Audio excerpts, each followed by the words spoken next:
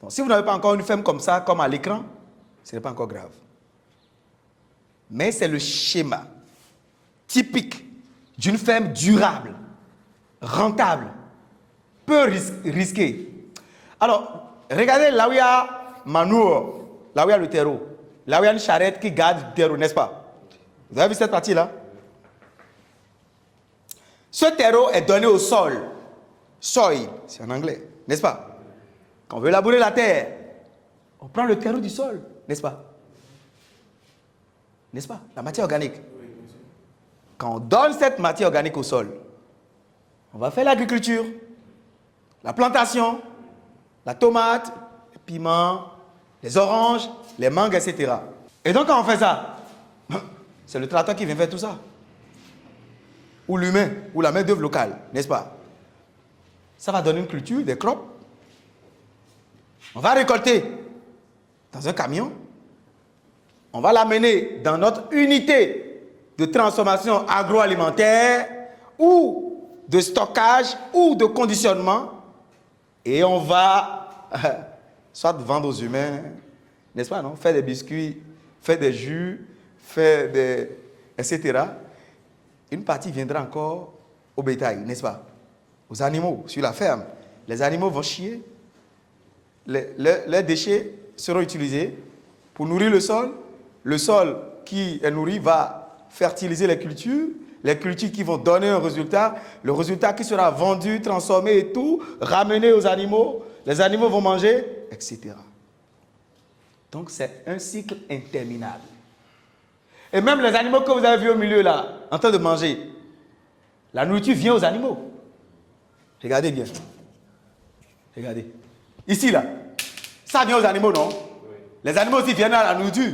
Parce que leurs déjections vont servir la nourriture va servir les animaux. Regardez ici, le sol. Les animaux vont nourrir le sol va nourrir les animaux. Parce que le sol va donner les adventices, le fourrage pour nourrir les animaux, n'est-ce pas? Regardez ici, c'est la même chose. Donc c'est... Si on doit même dire que la formation est terminée là, c'est le type de ferme que vous devez avoir. Insecticide ou insectifuge. La solution insecticide ici peut être la cendre de bois ou les cendres de cuisine. Ça peut être les tourteaux de Nîmes.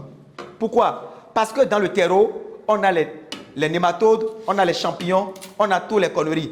Le tourteau de Nîmes viendra débarrasser notre terreau de tout ce qu'il y a comme agresseur, de tout ce qu'il y a comme impureté. C'est ça le rôle du tourteau de Nîmes. Le sable fin, son rôle, c'est de venir aérer. Ça va créer des poches d'air dans notre substrat. D'accord? C'est le sable fin, ça.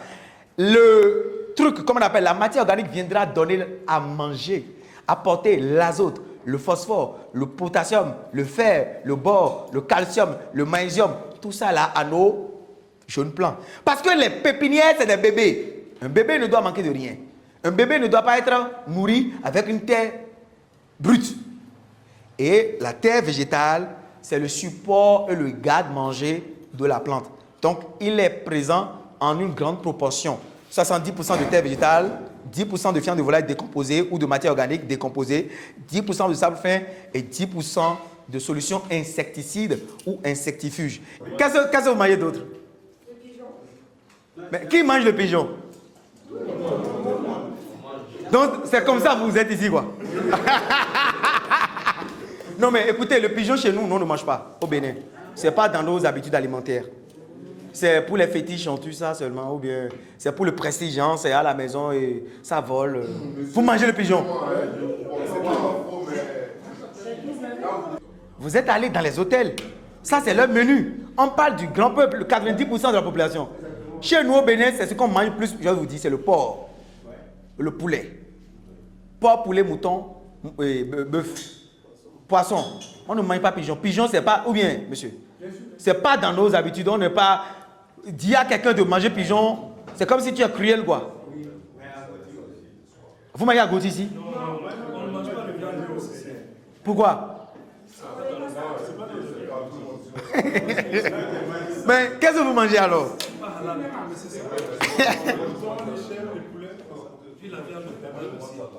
Vous mangez la pintade? Au moins ça. Mais vraiment, s'il vous plaît, pour l'amour de Dieu, abandonnez les pigeons. Mais les pigeons sont mignons. Ah! Ça devient très important. Ça rajoute aussi. Ah bon? Non, les pigeons sont mignons. Écoutez, ce que m'avait vous conseille ici, au Mali, après mes petites expériences, mes enquêtes sur le terrain, c'est les poissons. Hein. L'élevage de poissons. Si quelqu'un veut faire une ferme d'élevage aujourd'hui, il augmente beaucoup plus son élevage, il l'oriente dans le sens de la pisciculture. Pourquoi? Quand tu es dans un pays, c'est ce qui est difficile à obtenir que tu fais. Point barre. Ne suis pas la grande masse. Maintenant, les autres animaux, bel et bien, vous allez les faire, mais pas en de grandes quantités. Vous allez les faire pourquoi? Qui va me dire pourquoi vous allez les faire malgré vous? Pourquoi? Très bien. Quand vous diversifiez, vous êtes moins enclin aux douleurs imprévisibles. Et vous utilisez les excréments, vous utilisez leurs produits dérivés pour pouvoir fertiliser votre sol, etc., pour ne pas dépendre d'autres fermes. Je vous invite beaucoup plus à aller vers la pisciculture. Je ne vous apprendrai rien. En élevage de moutons, vous êtes des experts dans ce pays. En élevage de bœuf, vous êtes des experts dans ce pays. Et voilà. Agriculteur moderne! Agriculteur moderne. On est où ici là? Bamako. On est où ici là? Bamako. On est où ici là? Bamako. Bamako. Bamako. Applaudissez pour vous-même. Merci.